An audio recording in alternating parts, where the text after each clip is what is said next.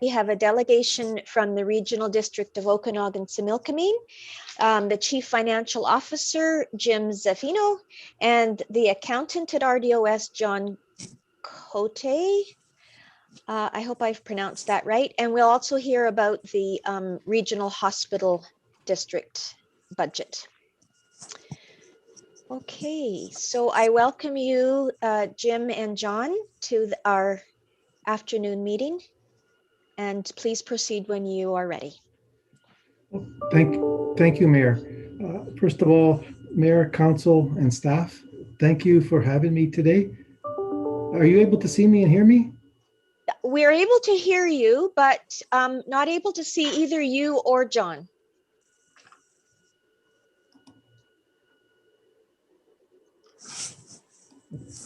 Do I have to do anything to be seen? Depending on what device you're using, there should be an a video portion, and you just have to click it to take the red line off of it. If you're on a PC, it'd be on the bottom left, and if you're on an iPad, on the top right. Or maybe Roland? There's something called Start Video, is that it? Yes. Okay. There we go. Wow. Good. I should be in the IT department, maybe. No. So, okay. First of all, thank you for having me. You are the first municipality that I am presenting to, and I have some information for you. A number of slides, but however, I am not going to bore you and read all the slides. I will just give you some highlights, and if I may share the screen now.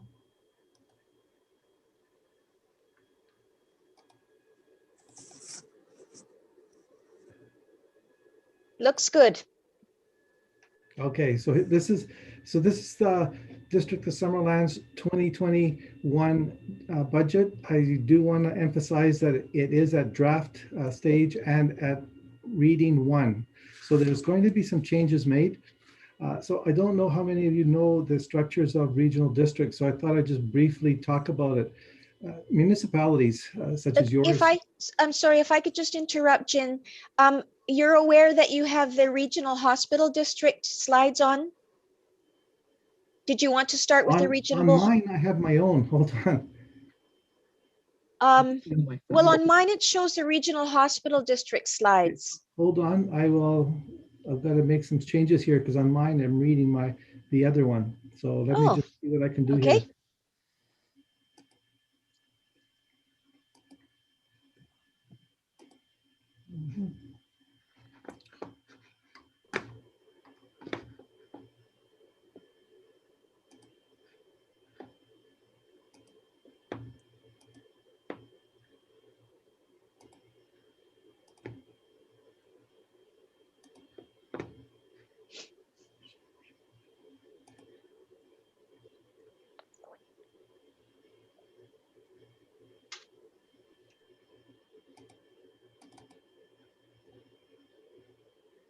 How's this? That's got it. Thank you. Okay. We have the same trouble with WebEx. So if I may start with, as far as budgets are concerned, municipalities have anywhere from 3 to 5 budgets. The District of Summerland will for sure have general, water, sewer. You've got an electric utility, so you'll more than likely have an electric utility. So you'll have at least 4 budgets and 4 services. Regional districts, in this case for 2021, we have 155 services. So we have to have 155 separate budgets. Each budget, as your water and electric, has to be self-sustaining. So with that, how is the budget started? I started working for the regional district September 28th. I started working on the budget, which I received information from staff in October 9th. And from there, we started establishing a baseline budget. With that baseline budget, we went through the 155, looked at the reserves, looked at the surpluses, and determined that we are able to present a budget to the board. November 22nd, 30th, and December 13th, there was 3 budget workshops. at which time staff listened to the board and made changes as requested. So we were talking about 155 services. There are a number of type of services that we work with, and one of them is the regional service. Regional services is more, you're more than likely to participate and pay into a regional service than a electoral area. And some of the services you can see on the board, I won't read them all, but there are quite a few. There's a number here, and here's the rest of them. Now, first of all, if there's any questions along the way, just speak up and let me know. I'll stop and answer the questions. So regional services, as I stated, are more than likely going to be paid for the municipalities. The next type of service is rural service. This is just the opposite, where the electoral areas would be more than likely paying the majority, if not all, of these services. And here they are. You won't be seeing building inspection bylaw and pest control, for instance, for municipalities, because you have your own departments and you tax from your own tax sources for these services, but the electoral areas don't. Other services, shared services and local services. A shared service, a good example would be the Carameas Fire Department. They share the service with the Carameas and area B and G. We're a local service, I'll use the fire department again, area A for Anacus Mountain, still a fire department, but they don't share it with anyone else, and only those people living in the Anacus Mountain area pay for it. So that's considered a local service. So how does the process go? Some of the things that are important, and it's very similar to municipalities, we have to have a current year budget plus 4 other years, so a 5-year budget. The board, in this case, considers the different requests. There's changes. I'm sure it's much like yours. There's going to be some adjustments made in 2022. However, it's going to be very close to the 2021 budget. Budget process. So from the workshop that occurred earlier, there was first and second reading for the hospital and a first reading for the regional district 5-year plan. Feedback was asked from the board. There is a first reading that was passed on January 21st. However, unlike municipalities, regional districts have to have the budget adopted by March 31st. And the biggest reason for that is because we don't tax directly. We tell the provincial government what the tax should be, and the surveyor of taxes on our behalf for a measly $750,000 admin fee. I'm being sarcastic. So something unique about each of the municipalities that I pulled out is the district of Summerland comprises of 13.28% of the total assessment for the regional district, and that went down from 13.43. The district Summerland assessment went up 0.55%, but the average for the regional districts was 1.7%. So your burden on the shares of the different services are going to be going down. One thing I'd like to note, and I don't know if your CFO does this or not, but something that I want to start introducing to the regional districts is looking at what the non-market growth is. And non-market growth is where you have new construction, new houses, new businesses that weren't there to be taxed last year. So in this case here, if your assessment, if your taxes, let's say, went up 3% and you had a 2% growth, your actual net growth for taxes is 1%. And that's something that when I was the CFO for West Kelowna, that growth, non-market growth, council had the use of either going to reserves, reducing taxes, or a combination of both. So what's new? You may have read in the paper that the regional district asked staff to relook at the administrative overhead. In 2020, there was a change in the administrative overhead, and the board was not too happy on the outcome of that and asked staff to relook at it. It was something that I was a little bit lucky because I had looked at other regional districts when I worked for a municipality, and I had an idea of what should be fair and what isn't. And before I presented any numbers to the board, I actually presented a philosophy. So the philosophy should not be driven by what is it going to cost me, but is the philosophy the right thing for the organization? The board approved it, and the major changes in the administration from last year and this year and even previous years is that the board authorized staff to take 20% off the top of the administrative overhead and redistribute it back into capital. Up until now, for this regional district, capital had no administrative overhead, even though there was a lot of staff time involved in establishing what the capital should be and overseeing it. The rest of the overhead cost was charged back into the 155 services on a 4-tier basis, where there used to be 3-tier, a 4th tier was added where it's called a contract. And one good example is last year, using the previous formula, the SIR was charged $74,500 for administration charge. And that's where very minimal work is done. However, it is a giant tax requisition to pay for that. This year, it's just slightly over, as it stands, I believe, just over $17,000. And in 2019, it was about $11,000. So I was trying to look for fair and equity, and I think we achieved it. So what else is new in this budget? Not necessarily new policies, but what's new in the budget. So every year there's grant and aids that are requested. There's a service level increase, which would be number B on your sheet, and then there's capital costs. So with a proposed grant requests, and this slide here is just talking about the capital and the service level increases. So this slide, it just shows the grant aid requests. So there's authorized 24,450, request 63,900. Last year, the authorized was just slightly over $40,000. These are the service level requests that were asked by staff and approved subsequently by the board. What you see here is the description. The department code doesn't really mean anything, but I'm paranoid. I'm still learning the numbers. So I like to see the numbers in the description so that I've got them entrenched in my mind.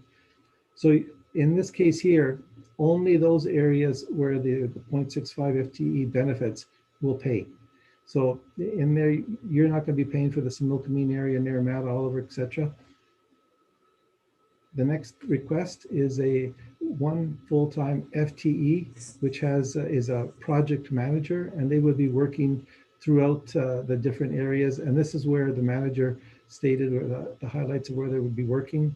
Also, what is entailed is that the person starts the work in, I believe, in April, so that there's a time lag in there, and that saving is passed on to the taxpayer for that year.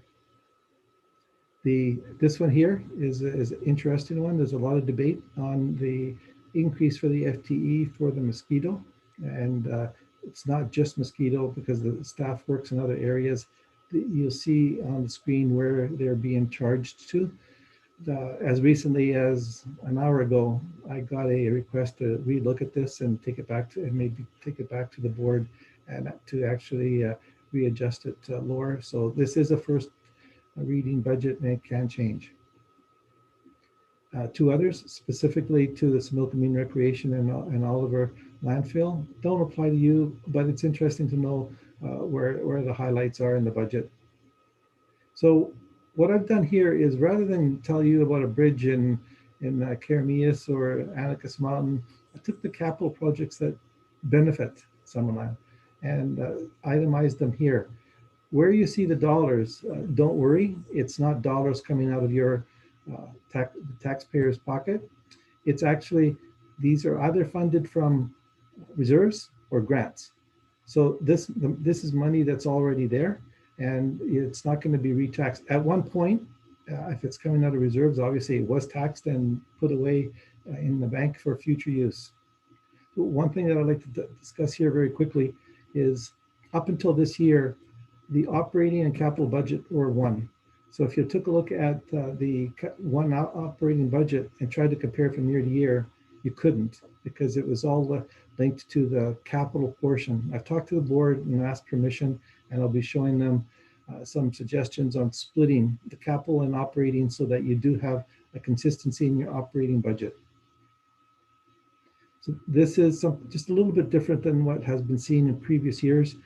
Splits up the 20 and 21 budget so that you see the difference. And they're not that much in percentage-wise. However, what I've done in 2021 is I split the capital into two portions. The capital project, 9.2 million, that is a fact that's going to happen. The money is either there in reserves or is there in grants, or a combination of both. The 5.4 million is all contingent on receiving grants. So that project will not occur unless the grant is received, and it will then have the portion of the reserve section in the 2021 budget. It's in there now as an in and an out.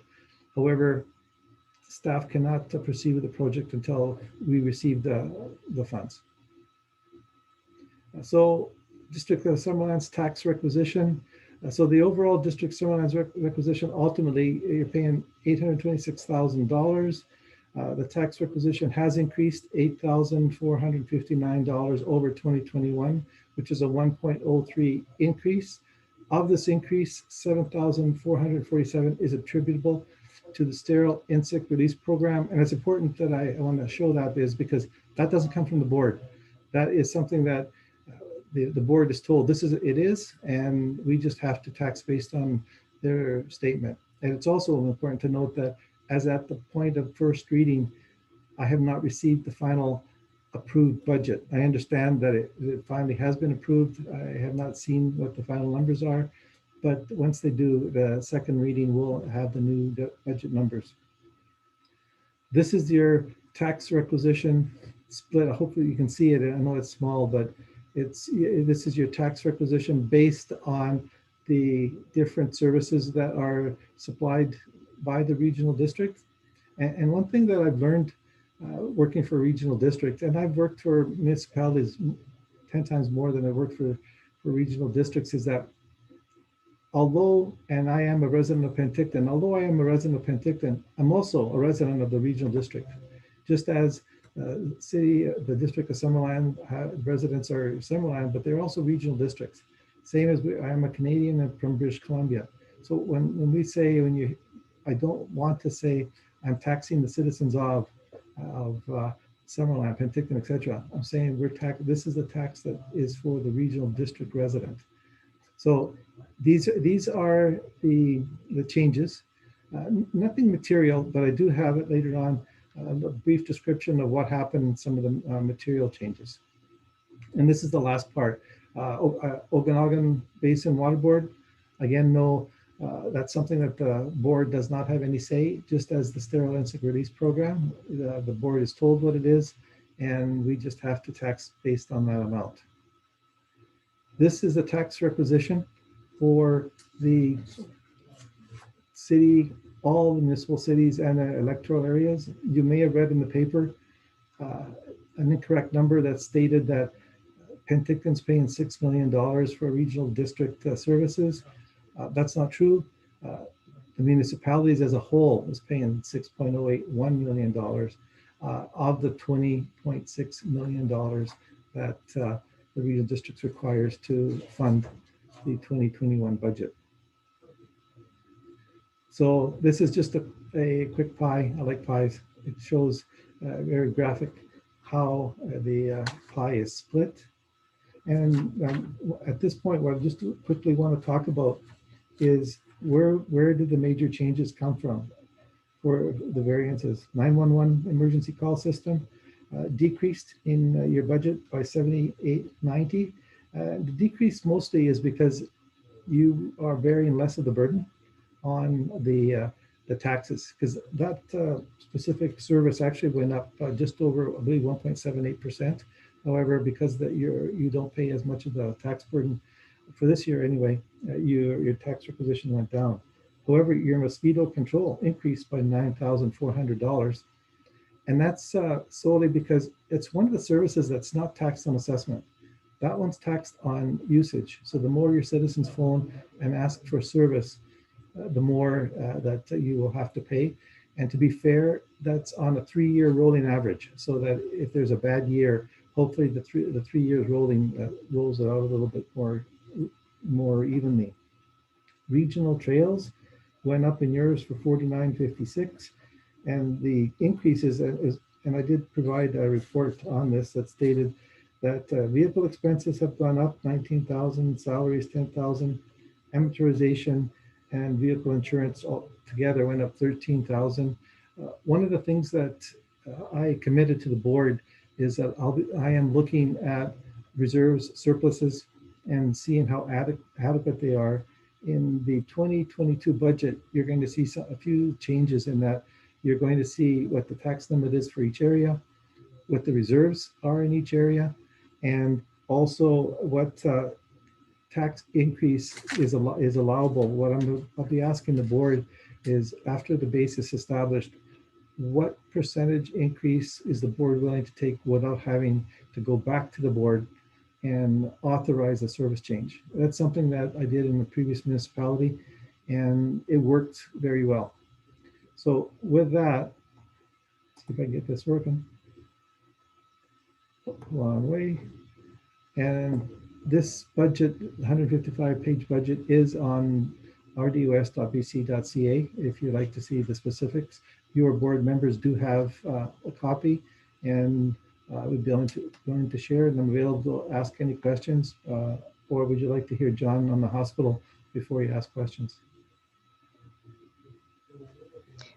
I think I'd prefer for council to be able to ask their questions at this point before we go on to the hospital budget.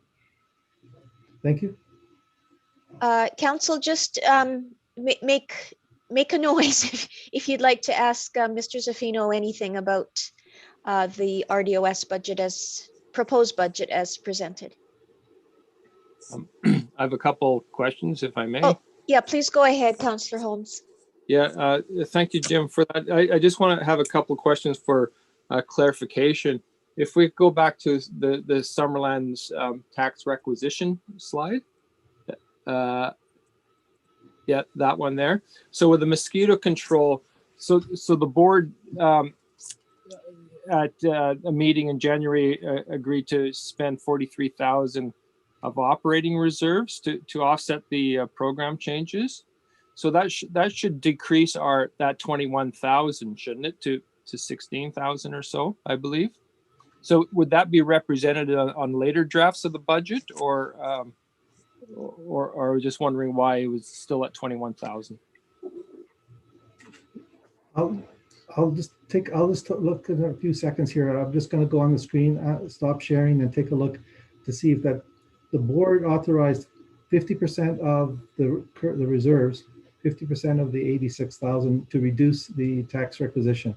So let me just take a look to see if I need to see if it has already been reduced at reading one or not. So if you just bear with me, okay. I will. The mosquito requisition is on page 129. Makes my life easier when I put the page numbers down here. So yes, so what that is before the $43,000. So that at second reading that will drop. Right. Okay. Thank you very much. And then I have another question regarding the capital slide. There was $10,000 for expansion of the Route 70 transit service to Kelowna, right at the very bottom line. Yes. There. Yes. Wouldn't that be an ongoing operational expense? I mean, why would that be a capital? It's capital and projects. So that's just a special, it didn't have a home. So it's capital and projects. It's not, you're correct. It's not capital per se. And that's why one of the things is going to be changing the way that the budget's going to be shown next year. Okay. So that 10,000 we'll be paying it again next year. I hope not. We're looking at negotiating it down. Oh, well, that'd be great. Thanks. Okay, thank you very much. Thank you, Councillor Holmes. Any other questions? Yes, Councillor Okay, Barkle Councillor here. Barkle, thank you. Yeah, I was wondering a couple of items back on the District of Summerland tax acquisition slide that Councillor Holmes brought up. The emergency planning is 33,000 a year. Is this for more like emergency operations, or don't we have a plan and then that's done, and there's not need to plan every year? Or what is actually involved in that line item? Well, that's a department on its own to maintain emergency preparedness. There's actually, I believe, in that specific one, there's a CAO committee that keeps track and works as a team to make sure that wherever if it's a regional EOC, that we work as a team. So they are there to continuously update plans. I was a major part of the EOC in the Central Okanagan, and there's a lot of work to it. But if you need more detail of what they do, I can very easily get the staff to provide it. So this is the ongoing, and then if we have a real emergency, the budget item will go up because we'll have like additional overtime and things like that in that department. And yes and no. It would go up, yes. However, if there's a declaration of emergency, it would be recoverable from the provincial government on the overtime portion, not the regular staff time. Okay, but the staff time would be budgeted, it'd be part of the budget. Okay. And how are regional trails, how is Summerland's portion of the regional trails budget determined? Your percentage? I'd have to take a look at the percentage. I don't have it. I have to go to a different screen. It's an automatic percentage. I'm assuming it's based on assessment. John, you would know more than I do. I believe that is on assessment, but we can't hear you. You hear me? Yes. I believe it's based on land and improvements, but if the councillor would like, I could follow up with them later and send them how it is calculated. But off the top of my head, it's land and improvements. So just based on the value of the property in our municipality as a percentage of all the values of all the properties in the regional district? I believe so, yes. Okay. There has to be some sort of theory behind it. And that answers my question. If you give me a second, I could look it up.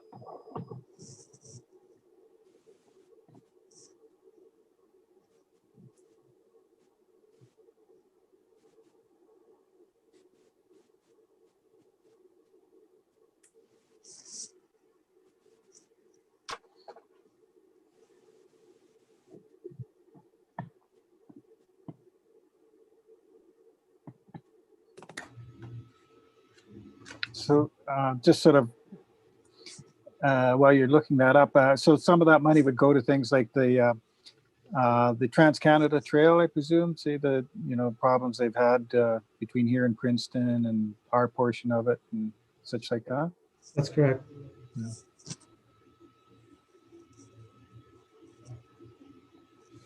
Now that's good enough for me. I mean, I just wondered what the basis was for how our share was determined.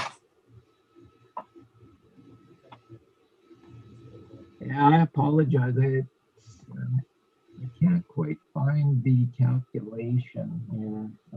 John's working from home, and I think he's having trouble downloading. Is there any other questions while we're waiting? I have one, Madam Mayor. Okay, just before I go on to you, Councillor Patton. So, Councillor Barkle, did you want John to continue finding that, how that percentage is calculated, or are you satisfied with the response that you've received? Sounds like he's determined to find it now. But I'm, I think that if it's our pro rata portion based on the value of the land in summer, assessment, and seems reasonable.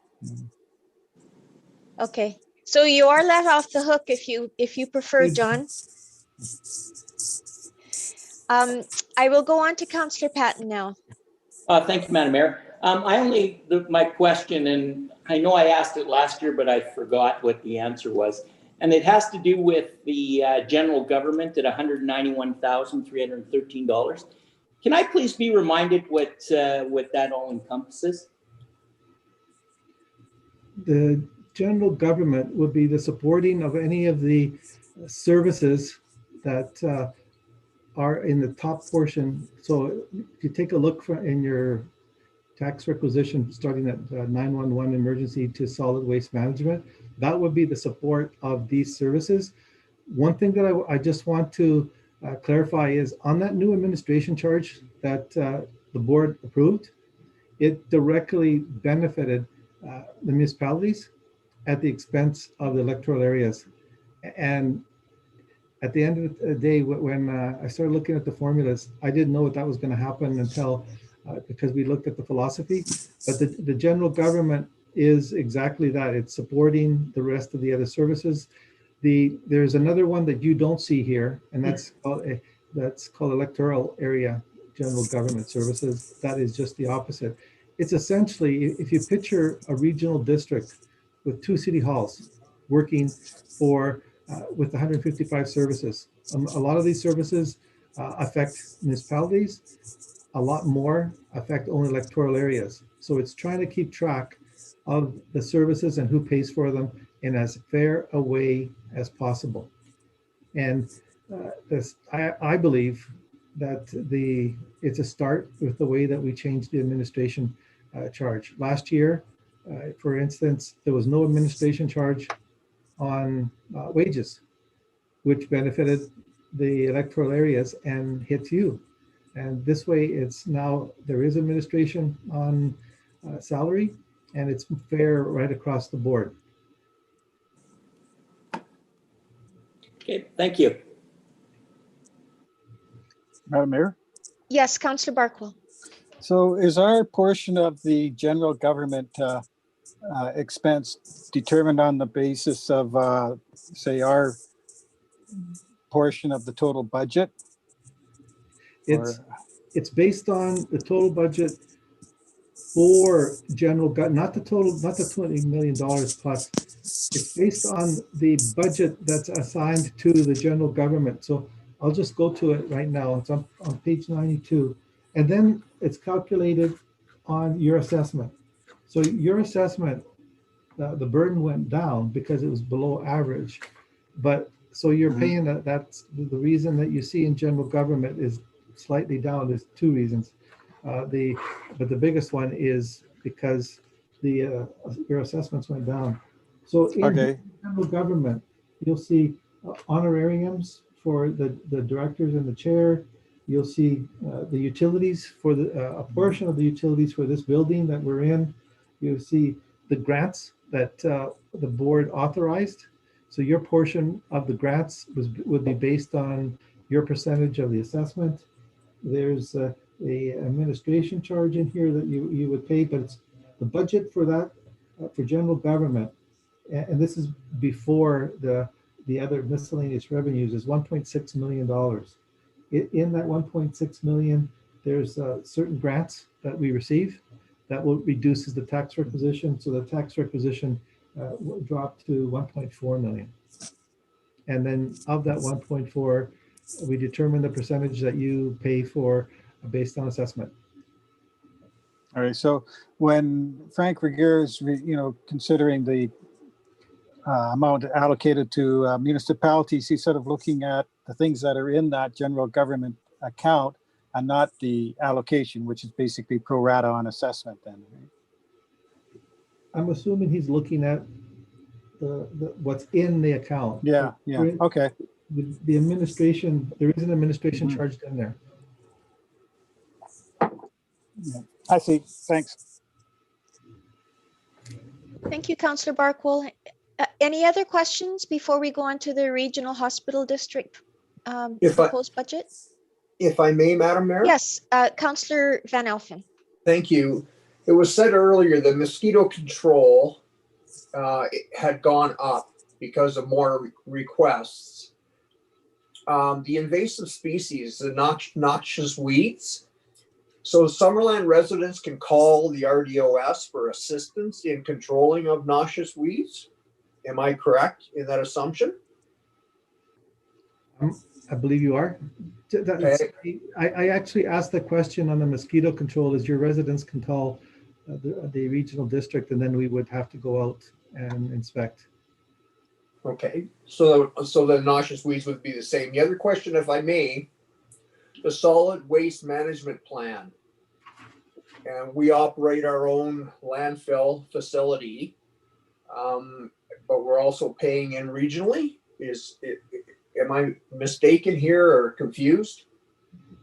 No, that's through the mayor. Sorry, if it's through the mayor. I believe that it's one of the services that all municipalities in this area have to be part in, just as a regional service to look at the plan overall.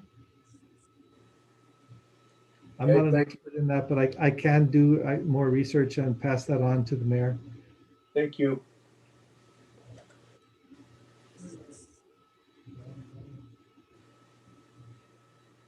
Okay, I've got homework. Any other questions, council? Okay, I guess you're up then, John. Thank you so much for that, Jim. Thank you. Thank you, Madam Mayor. Just to get back to Councillor Barkwell's question about regional trails. Yeah, the levy is apportioned on land and improvement assessments.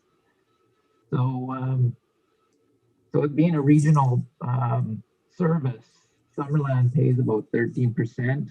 But, you know, if you added up everybody's assessment and shared the pie, that's basically Summerland's about 13% of that service. Okay, thank you. That percentage would apply to lots of other things too, I presume. Yeah, like general government as well. You're probably around, but in regional trails, Penticton Indian Band doesn't participate. So your percentage on that service might go up a fraction or two. Mm-hmm.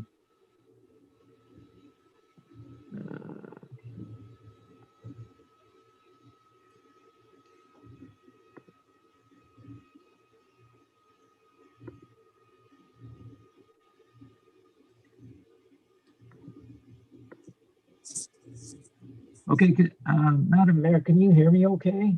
Yes, I can hear you and I can see the slides on our screen. Okay, good. Thanks.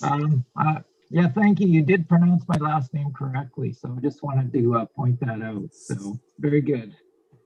Yeah, I'm just presenting the Okanagan-Similkameen Regional Hospital District 2021 budget and 5-year financial plan. The Regional Hospital District is the same area covered as the RDOS. The purpose of the Regional Hospital District is for capital funding, mostly for equipment, facility construction, renovation. Let's see if I can get my slides up here.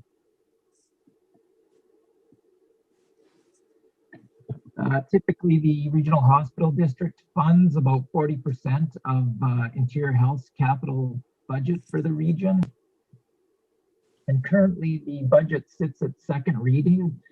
And right now, the provisional budget is set at $15,228,286.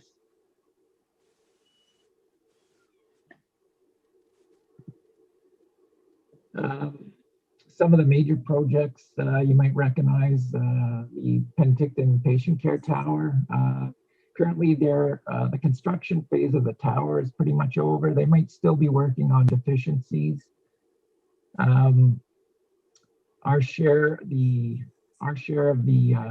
that particular project was 40%, and it came up to about 117 million. But there's about a couple years left on that project. They're in the renovation phase right now, where they're in the older part of the hospital, where they're currently renovating the emergency ward, pharmacy, material stores.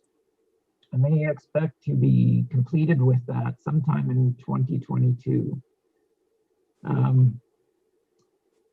Other capital equipment and improvement projects for 2021 currently are budgeted at 2.978 million after second reading.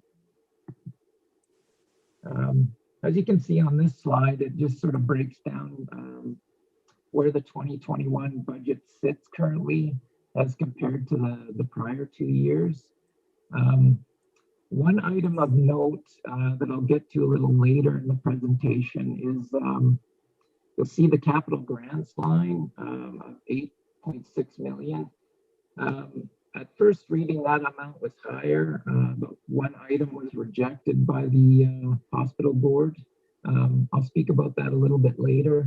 And I'll also highlight the debt repayment. So last year we received a debt issue in regards to the hospital tower project for Penticton Regional.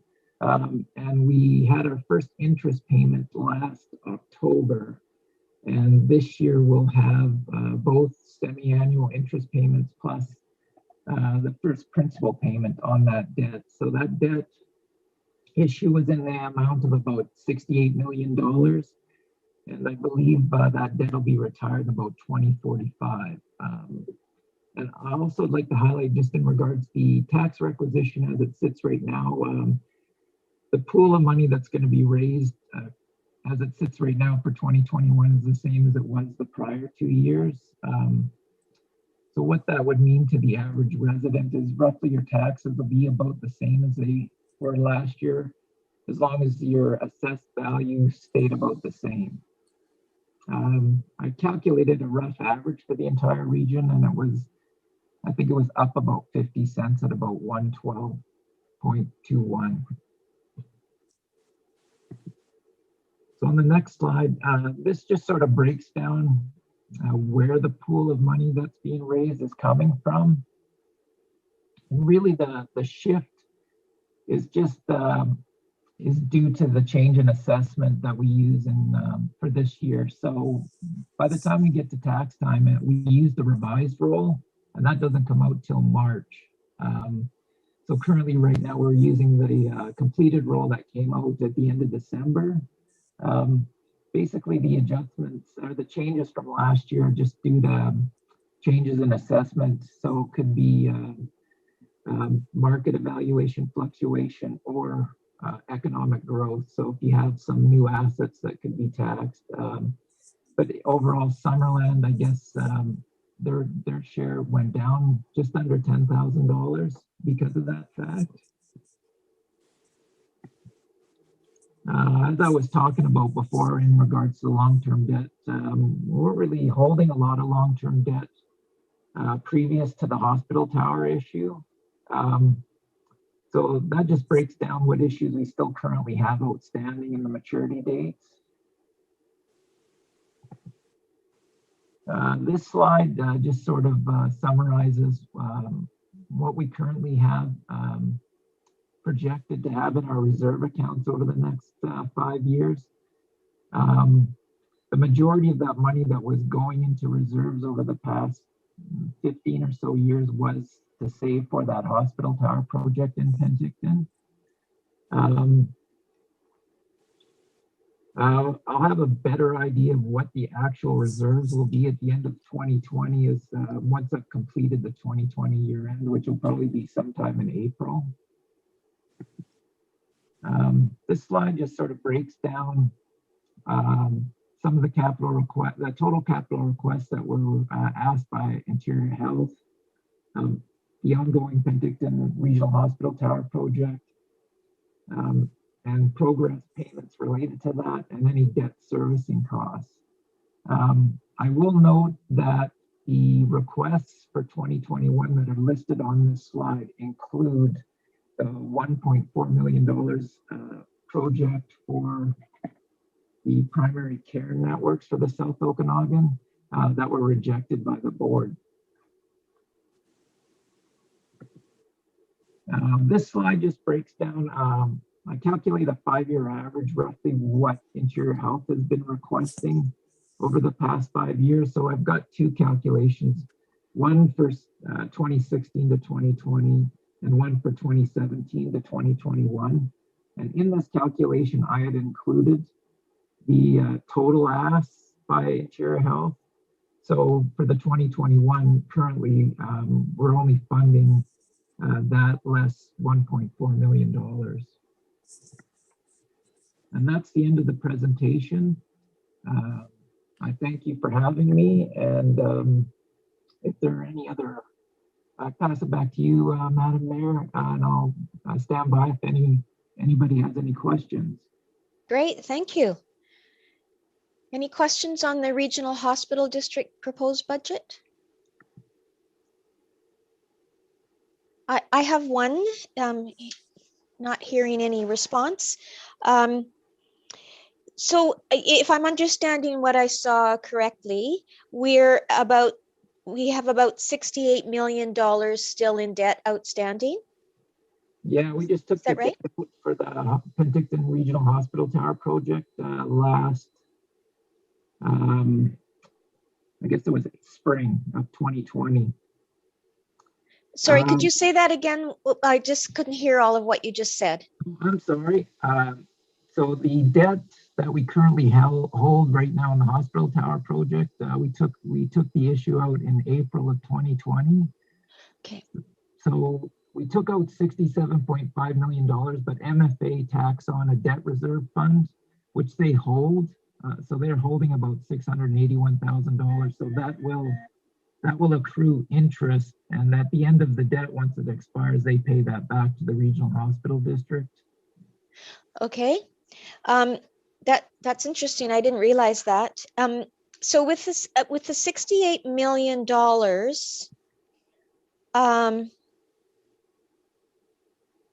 did I just hear you say that that's all for the tower, or does that include the phase 2 work that's currently underway?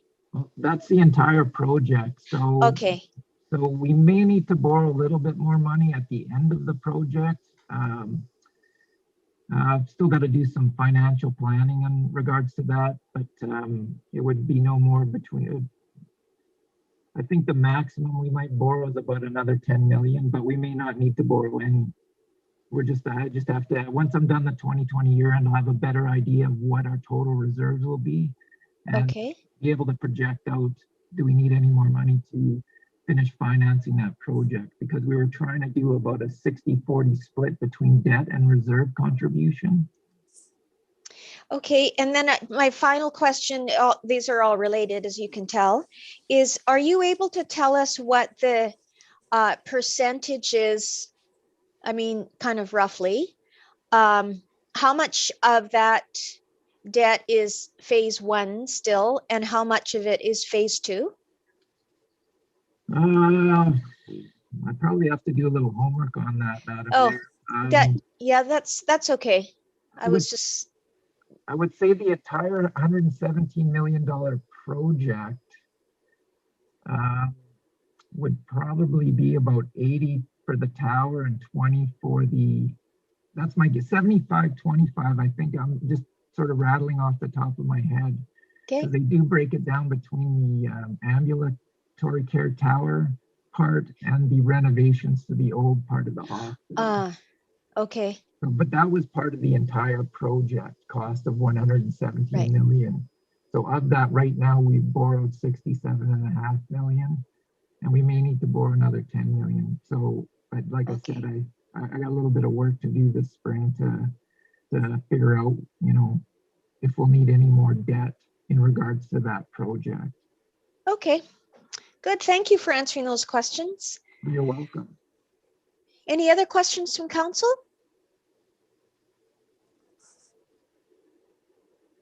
Okay, I guess that is silence is a no. So thank you so much, Jim and John, for coming forward and answering our questions and presenting the proposed budgets. I am going to ask if there is someone on council that will bring forward to receive this for information, please. Councillor Barkwell, thank you. And Councillor Van Elfen. Could I ask you, John, to stop sharing your screen and then I can see all of council on the screen? Thank you. Okay, I'll call the question then. All in favor? Any opposed? No, so that carries. Thank you again. Thank you.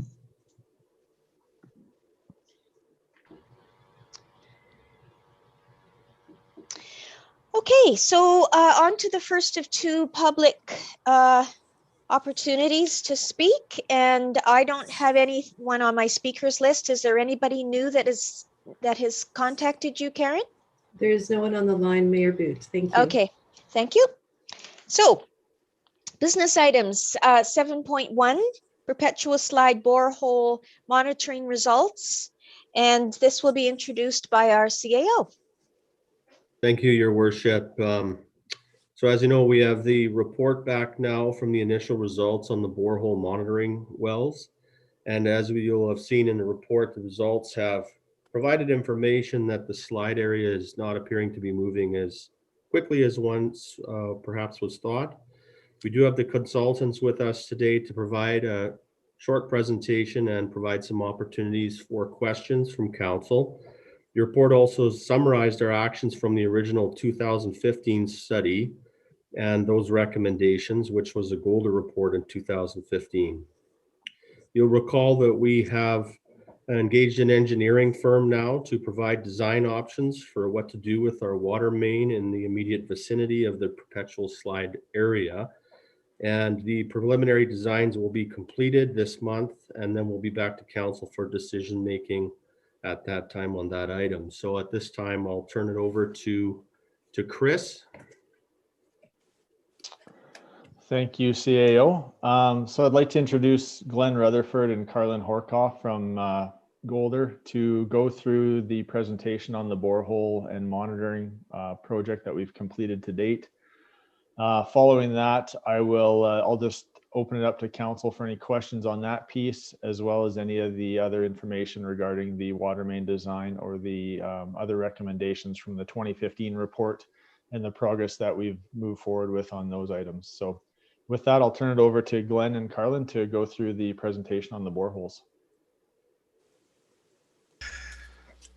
Thank you, Madam Mayor, councillors, and staff. We've put together a kind of a short presentation, and I'd like to get my colleague, Carlin Horkoff. He'll be presenting, and then we'll take any questions that you have. Thank you. Excellent. If I could just be allowed to request access to share my screen.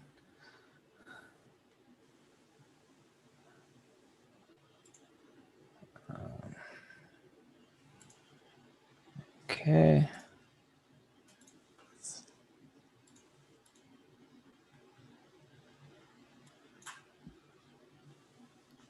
Excellent, and everyone can see that okay? Yes, that looks good. Excellent. Okay, so yes, we like to just do our best to explain in the simplest terms possible what we've been doing to study the perpetual slide site. So this presentation is kind of intended to provide a brief overview of the investigation work, the monitoring, and the instrumentation that we have installed at the site. So there's going to be an opportunity for questions at the end, but if at any time you'd like to ask any questions, please feel free to do so. So as a site overview, this is the perpetual slide site. We've got Cannon View and Paradise Roads. The golf course is down here, and we have Trout Creek at the base of the slide. I guess notably, we've had two water main breaks, one in this area, and then one was reported in this area, just for reference. So a little bit of background information on Golder's involvement in the project. In 2015, we did a desktop geotechnical and hydrotechnical study on the site in order to try gather information on the scope of the perpetual slide and its potential impacts. So this was a completely non-intrusive program. So it was only based on available desktop data, and no investigation was done on the ground other than a site walkover. So the findings of our preliminary geotechnical and hydrotechnical study from 2015 determined that, firstly, in fact, it was a slide. There is some movement and potential for movement in the periphery of the slide. And one of the key takeaways from the 2015 program was a recommended 50-meter setback from the location that we interpreted to be the crest of the slide, and we'll get into that a little bit further on. But also coming out of the 2015 geotechnical and hydrotechnical study was a recommendation to install survey monuments on Canyon View and Paradise Roads in order to better define if and where a movement was being found in the periphery of the slide and near the crest. And based on the results of that survey, to design and implement a geotechnical investigation in order to review the subgrade conditions, the soil conditions in the slide, and also to install slide monitoring instrumentation targeted at locations that the surface survey determined to be showing movement.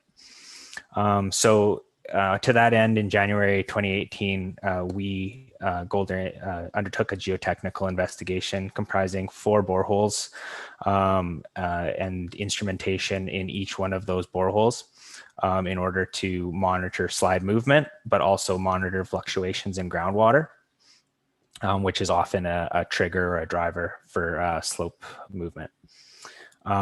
We presented a geotechnical report based on the findings of our investigation program, as well as the preliminary data that was collected from our instrumentation.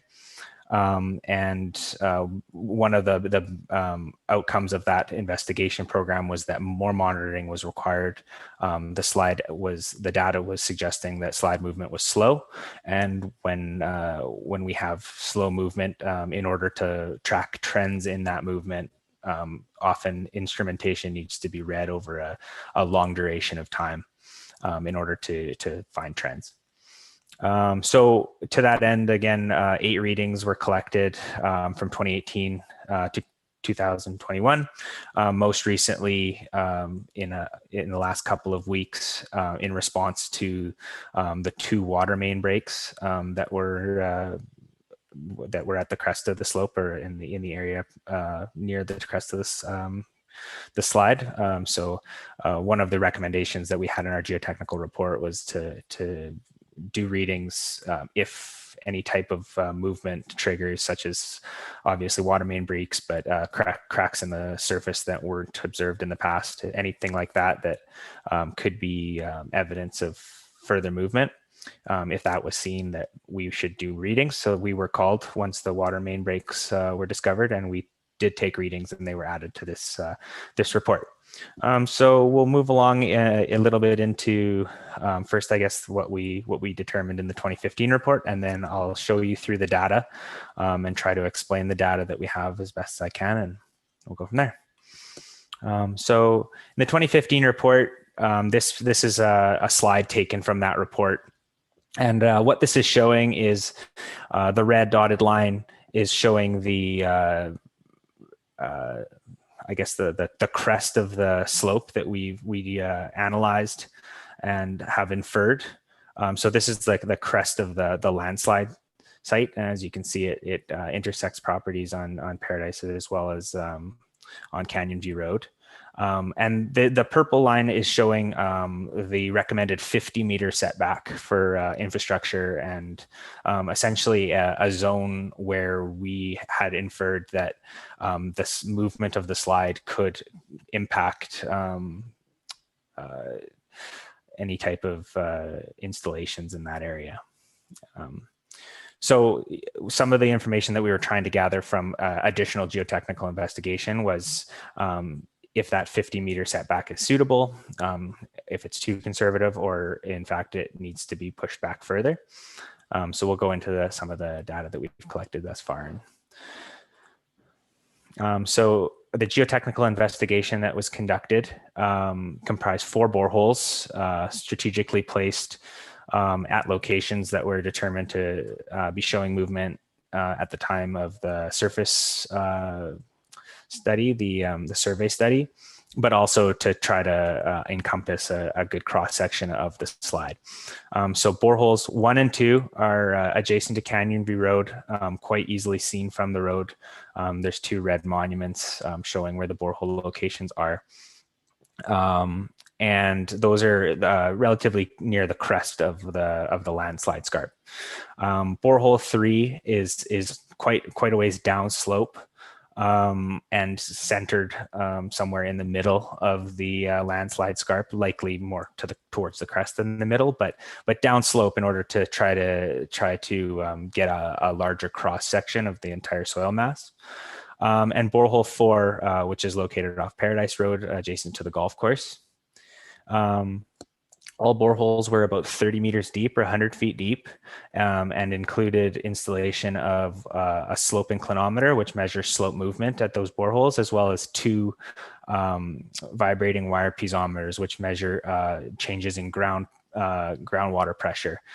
Each of them were installed at different depths in order to measure how groundwater is fluctuating at depths in each borehole.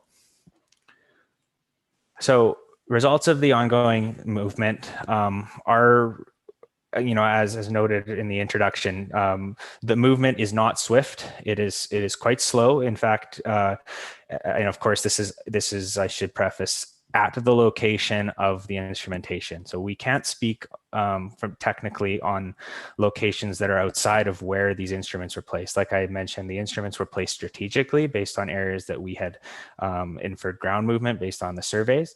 However, it doesn't preclude the data that we've got from this doesn't preclude there being movement in other locations on what is quite a large landslide scarp. But in the 4 locations that we do have considerable monitoring since 2018, we've seen less than a total of 10 millimeters of cumulative displacement of the instrumentation. So very small amounts of displacement. And further to that, since April 14th, 2020, we've seen less than 5 millimeters of cumulative displacement. So, so overall, very little displacement, but in the last year, also very little. So no perceived increase in slope movement at the location of the instrumentation. We've also haven't observed any correlation between fluctuation in groundwater and the results of our slope inclinometers. So in the locations of our instrumentation, we haven't perceived any indication that groundwater is what's making the slide move faster or slower. So I'll try not to get too deep into this, but I did want to just present, this is some of the groundwater data. So when I'm saying we're not seeing any considerable fluctuations that are tied to slope movement, I'll just go through one. So this is in borehole 1, we have an upper and a lower vibrating wire piezometer. So we've got one at 12.9 meters deep and one at 28.9 meters deep. So about 100 feet deep. The deeper piezometer has seen no groundwater, it's essentially dry, or it's seen no fluctuation. And the upper one was relatively dry for some time. We've seen a slight increase, it's gone back down, and then a slight increase. No trend of increasing groundwater pressure, no real trends in seasonal groundwater change. And this is indicative of the ground conditions that we found on the site for the most part as well. There was quite clean sand, well-draining material. So we weren't expecting to see any locations where groundwater was going to perch or not drain freely through the subgrade.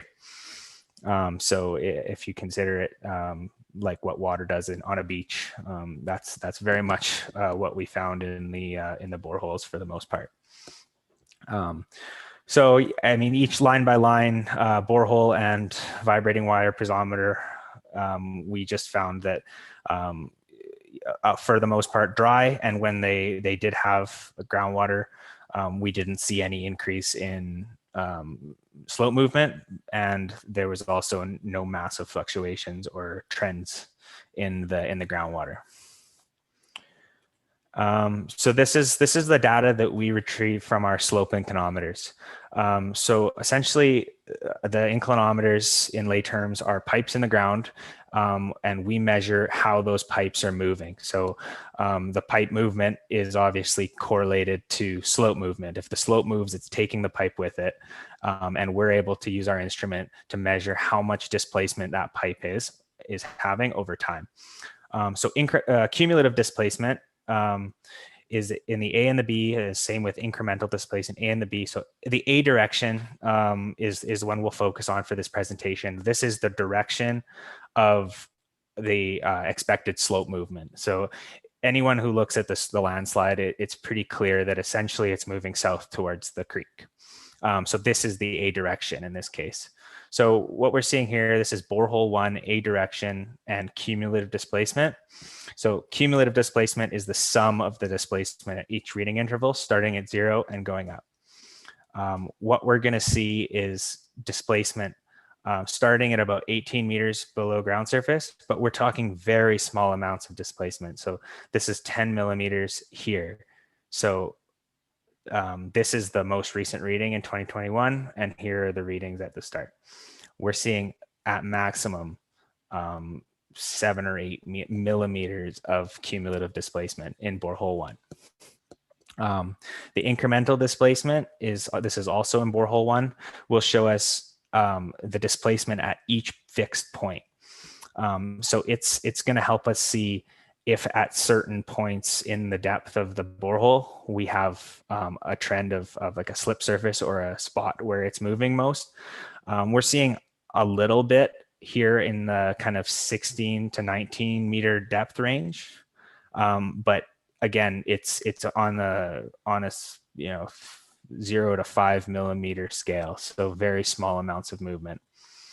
That's at borehole 1, which is quite close to the location of the most recent water main break. Borehole 2, in the same sense, obviously it looks to be a trend of movement, albeit very slow movement, less than 10 millimeters of total movement since we began reading this in 2018. Notably, and I'll get back to this a little bit later, we typically interpret movement very close to the bottom of the borehole to indicate that there may be movement below the final depth. So these inclinometers, we target deep holes like this one at 100 feet deep in order to try to drill past and install past the slide so that we have a fixed point of no movement. It's looking like, because we have movement so near the bottom, that there's a potential that the slide may actually be moving below this installation. But I'd like to get into that just a little bit later. Again, incrementally, we're seeing just a little bit of movement, not even really in a sense movement that could be interpreted to be because of the slide. It could very well be from temperature fluctuations and changes in the pipe, installation noise, and the error in the instrument. It doesn't necessarily suggest movement in the slide until we see 5-10 millimeters of movement. It's difficult to interpret it as anything but potential error in the instrument. So we, again, a slow trend potentially, but nothing dramatic. Borehole 3, and you might recognize borehole 3. This is the one that's centered near the base of or in the middle of the landslide. It's downslope from borehole 1 and 2, quite a ways below the roadways. It's showing discernibly no movement in either like cumulative total movement or in any section at any depth. We're seeing no movement in that instrument since the 2018 monitoring started. And that goes for borehole 4 as well. This one's adjacent to the golf course on Paradise Road, near the crest of the slide. No discernible movement since the 2018. So to comment, we've got an indication of slow, at most slow movement at borehole 1 and 2, which is nearest the crest and near Canyon View Road. And really no discernible movement outside of instrument noise and error in borehole 3 and 4. We also haven't drawn any conclusion that there's any connection between groundwater fluctuation and slide movement. But one thing that we do and we are starting to watch is that the data is beginning to suggest that instruments 1, 2, and 3 may not be installed to a sufficient depth in order to have reached a point of like a fixed point below the slide scarp. That one concern about that is that if the slide scarp is, for instance, these are all about 30-meter deep boreholes. If the slide scarp is deeper than 30 meters at the location of these boreholes, the entire instrument can be moving with the slide, and that could be explaining why we're not seeing any movement. If the entire pipe is moving it and there's no fixed point below that's keeping it, that's showing change, we could just be reading the pipe and it could be fully moving as well. Again, it would be like the rate would be slow. I don't think that's impacting the rate, but we may not be seeing the full rate.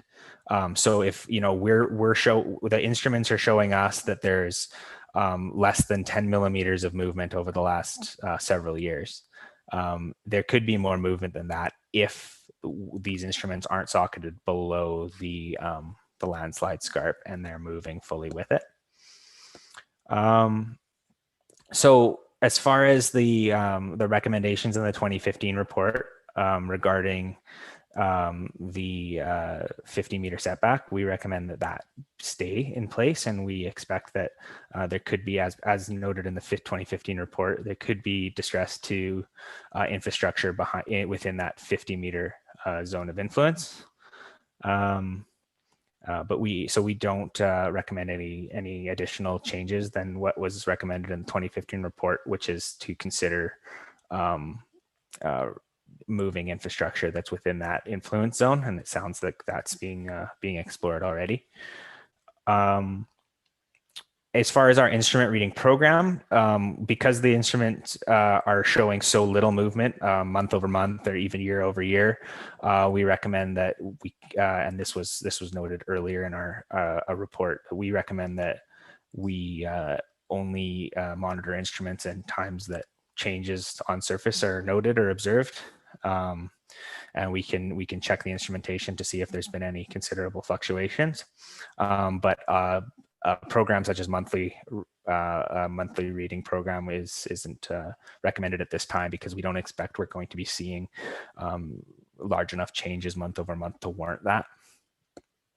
And a final recommendation based on the most recent data that we've collected, noting that there's such a small change in our downhole instrumentation regarding the slide characteristics.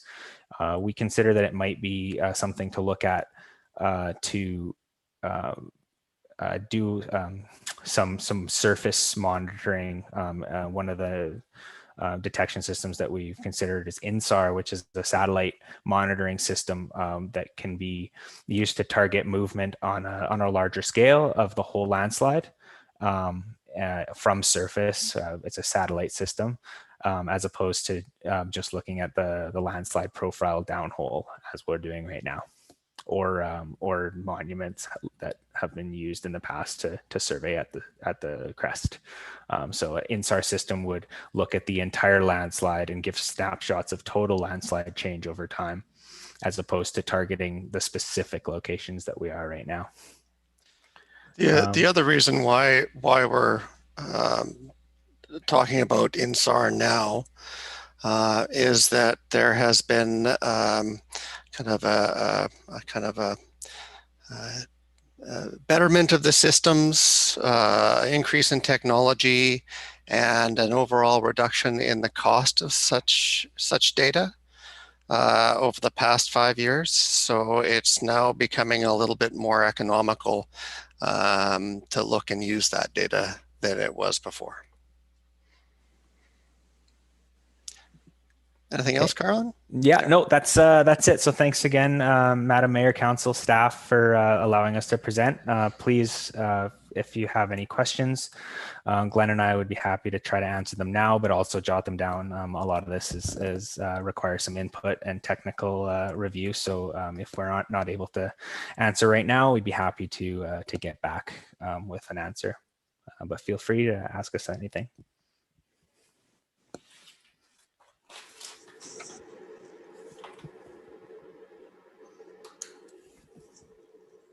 Hello. You'll have to stop sharing your screen.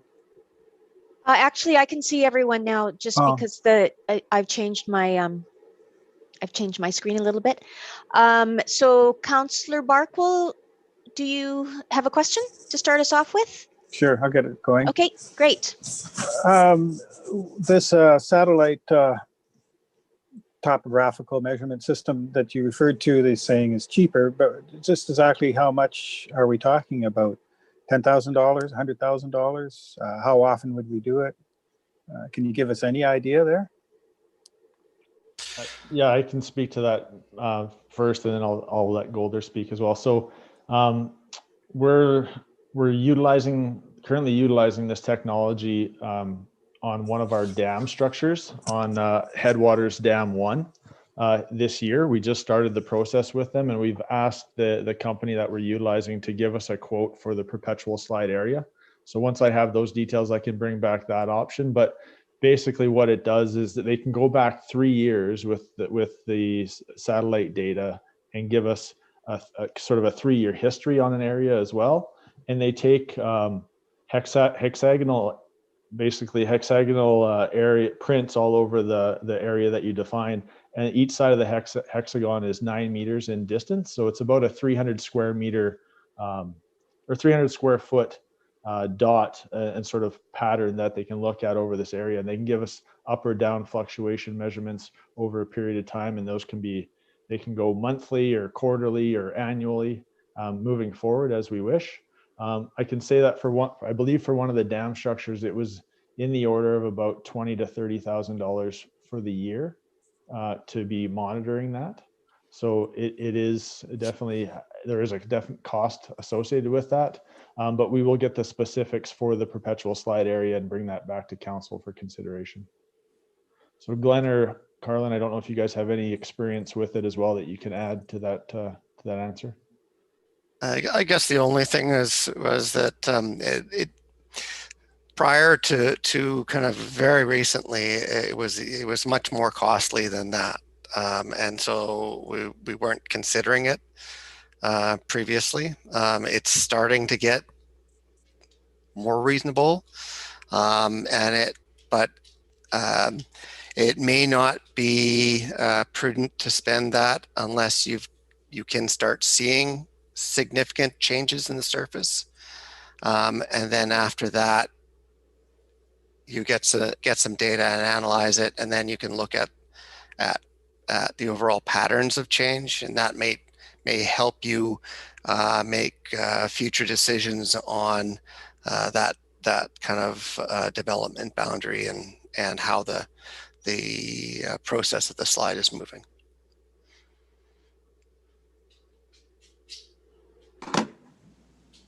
Okay, Councillor Barkwell, did you have another question, or shall I go on to another? I'll let some others speak. Okay. Anyone else? Councillor Patton. Thank you, Madam Mayor. I have a couple questions, if I may. Good to see you again, Glenn. It's been a long time.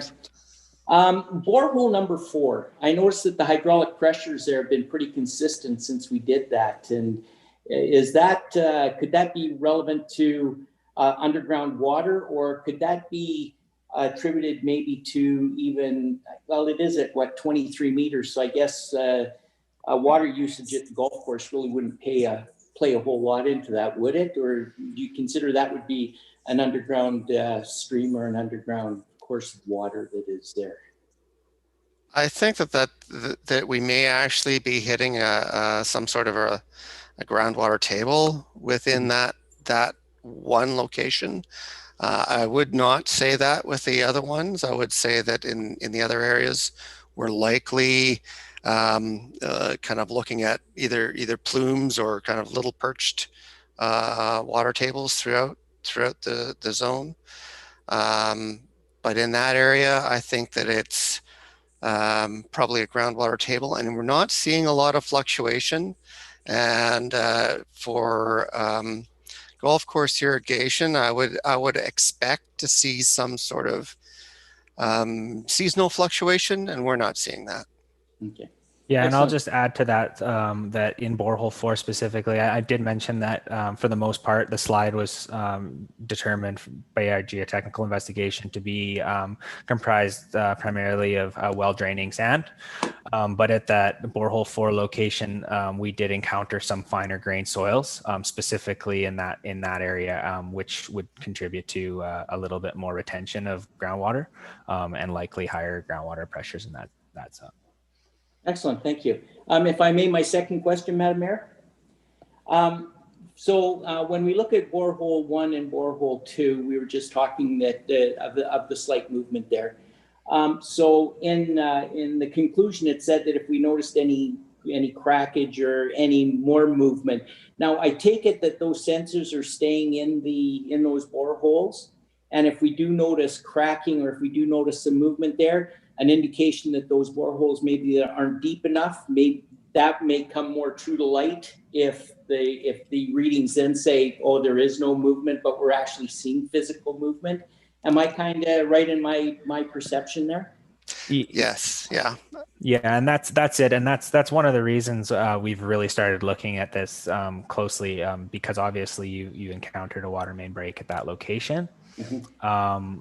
I mean, not to say that 5 or 10 millimeters of movement couldn't cause something like that, but certainly depending on the infrastructure that's in the area. But that's definitely something that we start to look closer at once we start seeing things like water main breaks or surface cracking, but we don't see instrument movement to any large degree. That's a big red flag for us. Excellent. Thank you for your answers. Thank you. Councillor Holmes. I'm unmuted. Yeah, thank you. I guess with the ongoing continuing monitoring, and if we talk about doing satellite monitoring, spending all this money, I think at some point we have to ask ourselves what our objective is for continuing to monitor the slide. Are we trying to understand, are we still trying to understand what's happening? And do you think we'll ever be able to understand what's happening? And even if we do understand what's happening, then what? What are we trying to do? Are we trying to prevent a catastrophic event if the whole thing goes? Are we trying to figure out what to do if an event does happen like that? Or are we just trying to be able to figure out how we can provide our services and roads and pipes and everything above the crest, to how to deal with it? So I'm just, these are big questions, but I'm trying to grasp, why do we want to continue monitoring at all? Okay, so I guess that I'll go back to our 2015 report. The overall intent of that was to provide some recommendations to assist you with your land use planning. And it wasn't so much directed as to kind of characterize the slide or to try and prepare a mitigation for the slide. Honestly, I believe that trying to mitigate something like this would be very difficult and very costly. So there has to be, I think that you're looking at planning around it is your best options here. The intent of the both the information, the desktop study and the monitoring was to give you some resources as to whether the kind of the offset or the kind of buffer around the slide, is it big enough? Is that the how you want to mitigate the risk that you have? And so I think that the going forward, and I guess we're not recommending that you spend any money specifically right now, but look at the options in terms of what happens when you see the next crack or the next maybe regression in the slide. And at that point, you could go through and either do another set of readings to see if we can find where that slip surface is. Because once we pick off where the slip surface is within the instruments, or we can see it on the INSAR, then we can make some better predictions about how far back we need to go with kind of limitations on developer land use. So, Chris, maybe you can talk to that a little bit. Yeah, thanks, Glenn.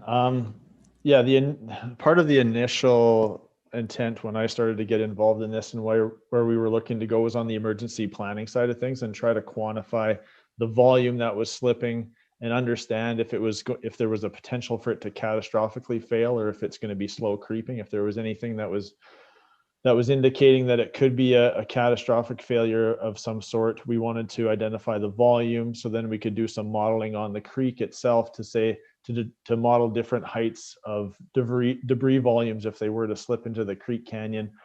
What would be the potential water that would be damming behind it? What would be then the potential downstream impact if that were to breach, and go through that process? So that's likely part of the planning that we're going to be pursuing at some point in the future. So if we have any data from this that would give us an idea on volumes and on potential heights of material, that's what we would utilize this for. As far as the infrastructure that's kind of within this zone of influence or movement that we're seeing, that's what we're going through the process right now, is just doing a preliminary design that we'll bring back to council on sort of the option to replace within Canyon View Road and along Paradise Road with a flexible HDPE pipe, or do we go back to the north side of the properties that front Canyon View and look at a full realignment of this water main and get it out of this immediate area of influence. So we'll bring that back with the pros and cons and costs to council to get some direction to move forward on a detailed design and construction of one of those two options here in 2021. Talking though to some of the residents in the area, there definitely there's anomalies that are happening also upslope of Canyon View and Paradise Road and the area towards the creek. Like upslope, they're seeing areas that are potentially heaving and just differential movement. And some of the irrigation users up there have noticed they've had almost simultaneous breaks at different points on their fields within the same day that sort of are unexplained other than ground movement. So there's obviously something here. And if you're trying to understand it to the point of stopping it from happening or mitigating it is probably, you would just be chasing that continuously.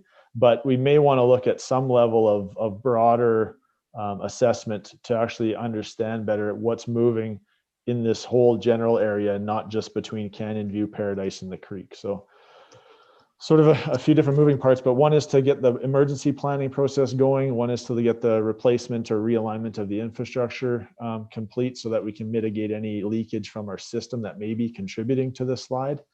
And then look at the land use and the water use in this area, and if there's any bylaws or measures that we need to put in place to mitigate those.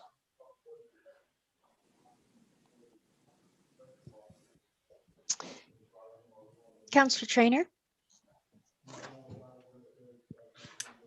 I guess this question is for Chris. Would that satellite technology be able to capture a bigger area? So like you said, if there is something going on up a bit higher, would that satellite give us a bigger picture rather than just, the boreholes are kind of limited to the slide area right now. But I agree with you. I like when you're riding along Canyon View, you can see where the road's dipping. And I've also heard that there's things going on higher up. So it'd be interesting to know what's a bigger picture. Yeah, thank you, Councillor Trainer. So yeah, with that, I guess the bigger the area, the higher the cost of that INSAR monitoring. That's the only thing we have to be cognizant about. We are doing, one of the recommendations from the 2015 report, as noted, was to do sort of 20-meter stations along Paradise Road and Canyon View Road, which we've installed back in 2016 and have done. Initially, we did monthly monitoring. Since then, we've done annual monitoring just to see what is the settlement along the center line or along either sides of the roadway right away. Along Canyon View, like over the last 12 months, I think it was from October 2019 to November 2020, we've seen approximately 2 centimeters in sort of the central area where that area of encroachment goes on to Canyon View of settlement. So about 2 centimeters over a 12-month period. And that's sort of on the center line and about 20 meters towards the slide along the edge of the right of way as well. On the Paradise roadside, similar, except for one anomaly where we've seen about 9 centimeters of drop some distance off the road, about 20 meters off of the road right of way in that area. But yeah, so that's the I guess the nice thing about the potentially going with the satellite is that you can cover an area and you're looking at sort of 300 square foot pockets or checkers along this whole slope or whatever area we define. It's just trying to understand what the cost is to make that larger or to concentrate that on specific areas. And that technology is improving as far as their accuracy too. They're able to measure almost like within millimeters of movement from any given month to month. And then you can get the plus or minus if there's some heaving or some settling. So it's like I said, we'll gather that information and bring it back and see if there's any value to going down that route, but it's definitely an interesting technology that may be useful. Can I ask a quick follow-up question? Yes, go ahead. Okay, it's slightly different, but there's several fault lines that run through the Okanagan. Is there any concern about earthquakes at all? Whether there's a big one or a little one, like do we know how that might impact the slide? So I guess we haven't done any specific modeling to identify potential for movements in around the kind of the seismic loading of the slide. I would expect that like the perpetual slide is sitting somewhere around a factor of safety of 1, which means the kind of the driving forces are balanced with the resisting forces. So any additional input is going to cause some sort of shift. And so a seismic input would cause some sort of shift. I can't see it being kind of truly significant, but we haven't really done the modeling to check that. There would be an impact. Yeah.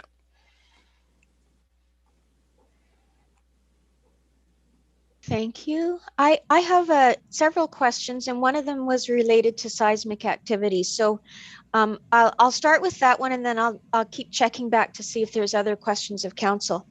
Have you, as Golder, have you had any history of seismic activity in that particular area where the perpetual slide is?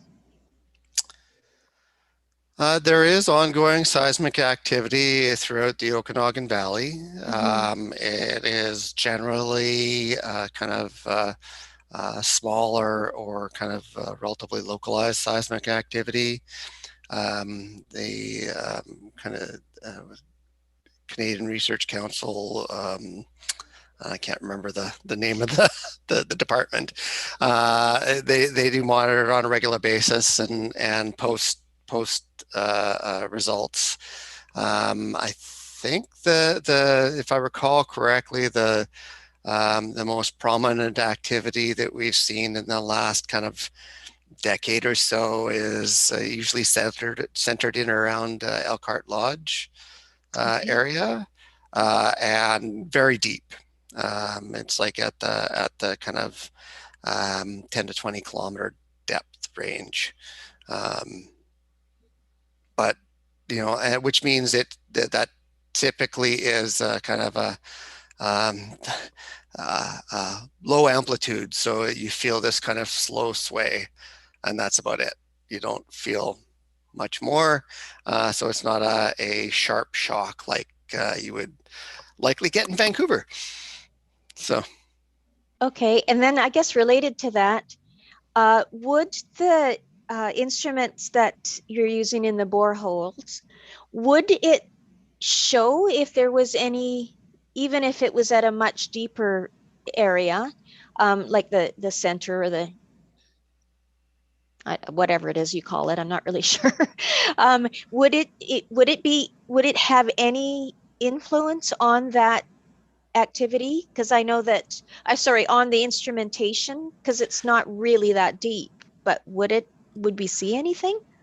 So we would see changes in the slide due to the activity, and whether we would actually see anything, or whether it's enough to cause a significant change in rate of movement of the slide, I really couldn't tell you at this point in time. And all of our monitoring right now is reactive monitoring. So an event happens, we go out and run tools down there, or connect to the data loggers and pull back readings. We could get data loggers to go out and get regular monitoring on this, but I don't think the cost is warranted for the amount of movement or the groundwater levels that we're seeing. Okay. Any other questions of council before I ask another one? Councillor Barkwell. Are there any similar sort of geological situations that you're aware of that maybe more research? It sounds like there's practically no real understanding of this, almost a phenomena. This one has actually been studied quite a bit. I know that there has been several research papers done on this, and it is fairly unique. There are similar situations, but they don't have the same. They look the same on the surface, but they don't have the same geology, so they behave differently. And so I do believe that, and Chris, maybe you might know a little more about this, but I believe that there is some research being done at UBC Okanagan with regard to this, the slide and erosion at the toe.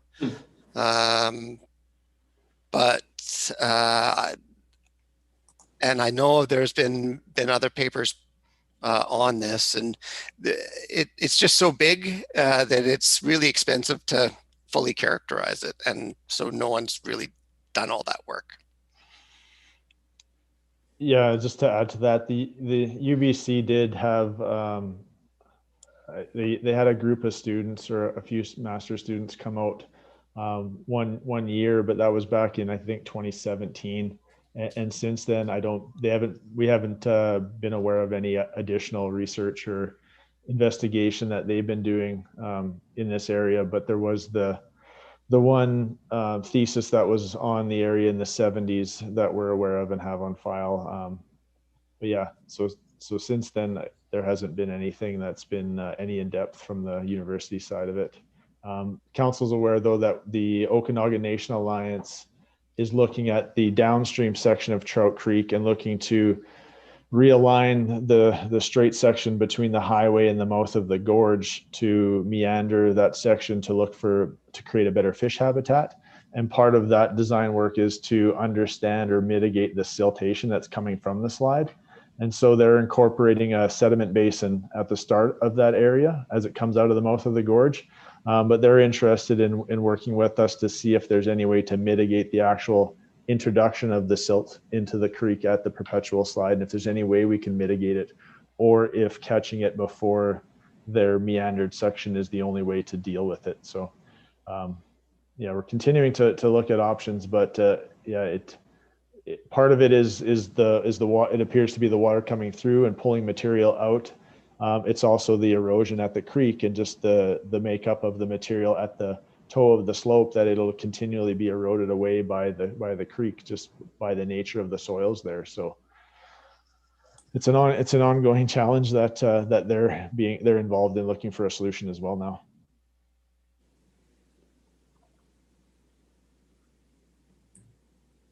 I have Councillor Van Elfen. Thank you, Madam Mayor. A quick question through to Chris. Do you know if the pond is lined at the golf course? Yes, Councillor Van Elfen, it is. Okay, thank you. I have a question for Golder. When you were talking about showing us the instrumentation and the data that you've received from that, I'm not sure if it's really fair to ask you this, but you talked about a 10 millimeter displacement. That was kind of the maximum. How high can that cumulative displacement go before there is a real, event? Yeah. Do you have any way of answering that?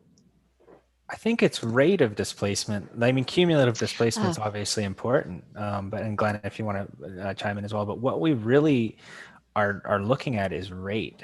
And if it's a changing rate or an increasing rate, we hope to make sure that that's clear before and clear with everyone before it gets to a large overall displacement. So obviously the amount of times we read it and the frequency we read the instruments is related to rate. So when we were talking about, reading it on a yearly basis or a monthly basis, it's all dependent on rate. If we don't see any change in displacement over a couple months, there's no sense in reading it on a weekly basis, right? And that can be scaled. And if we were to see a high rate of movement, that would be the major red flag. And there is a point, and I don't know exactly where this is because I've never encountered it. Maybe you have, Glenn, but there's a certain amount of flexibility in those casings before they just break. So that's kind of the maximum, and then we know we've got a serious problem.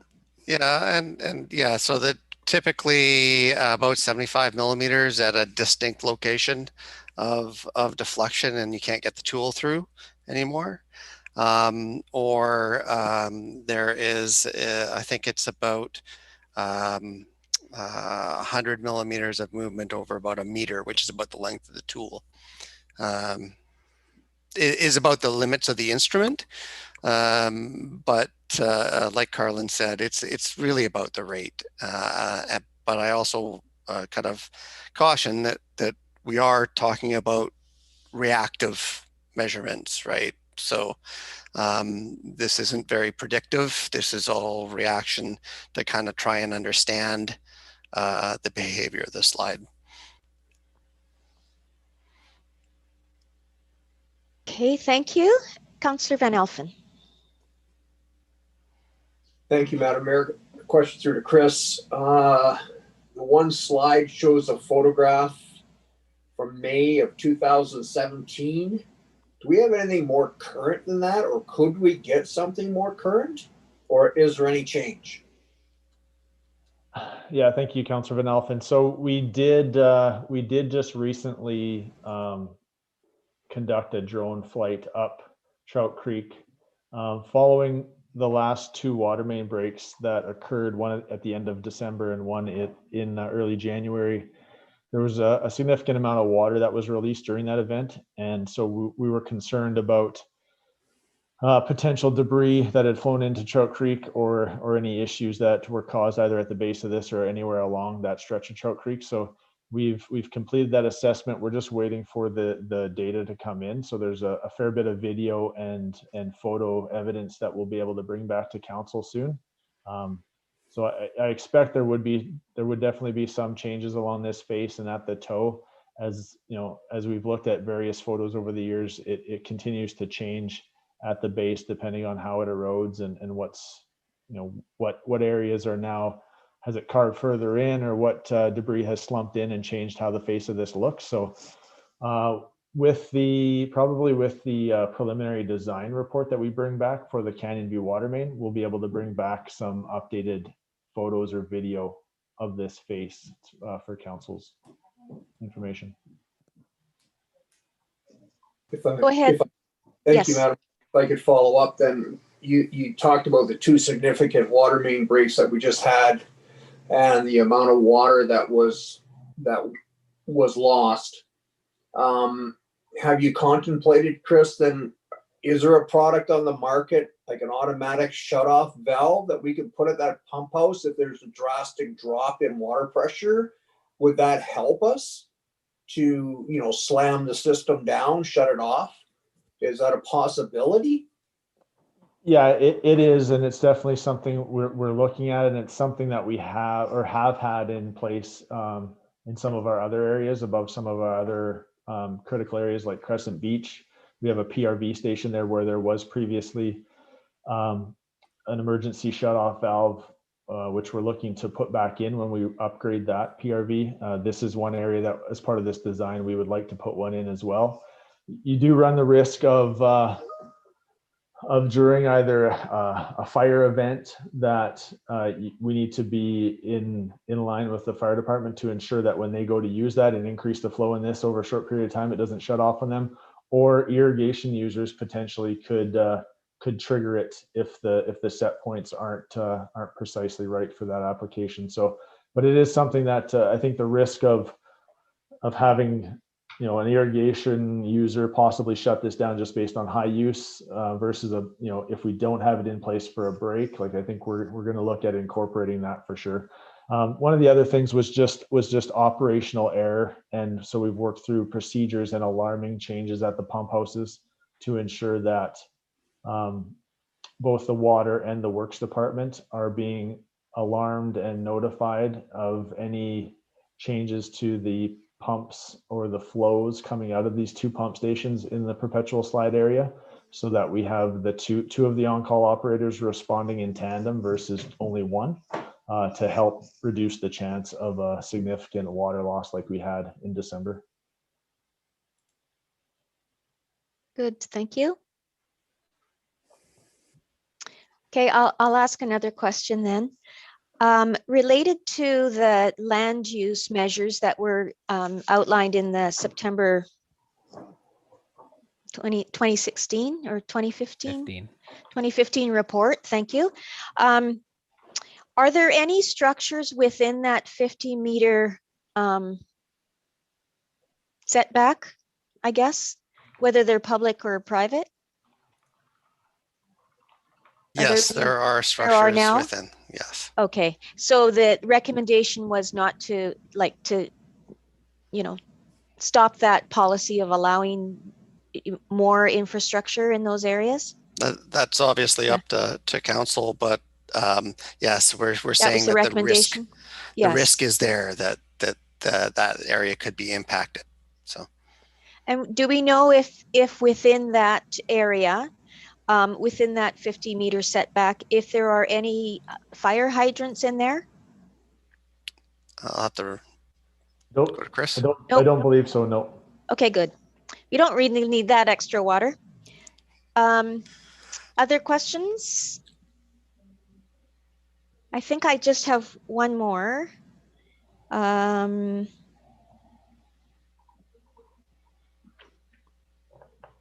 I think that was the last of my questions. Thank you. Thanks for answering all of them. Council, any further questions? Okay, so then I'll ask somebody to bring forward the recommendation, please. Councillor Van Elfen.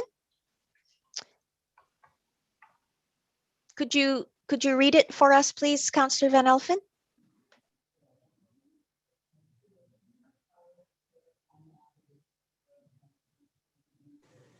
Can't find it. Sorry. That's okay. Councillor Trainer, do you have it up there? Oh, I've got it Sorry, now. you, okay. That's- Councillor Trainer, oh. you're on mute. It's a bit of a gong show right now, isn't it? Sorry. It's okay. You go, Marty.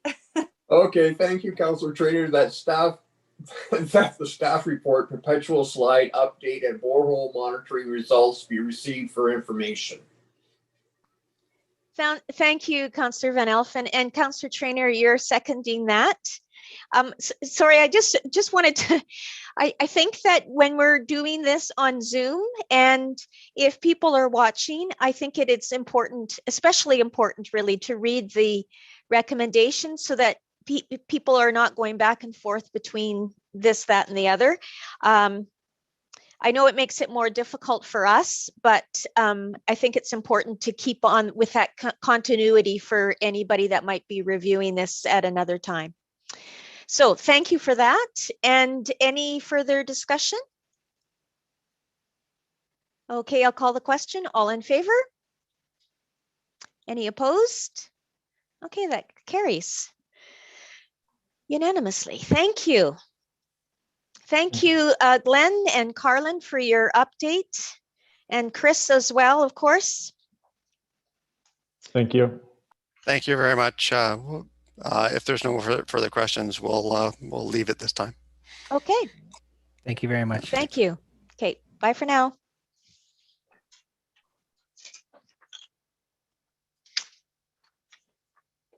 Okay, so, Councillor Trainer. Would it be okay if we had a 3 to 5 minute break? Absolutely, it's 2:55. Let's reconvene at 3 o'clock. Okay, thank you.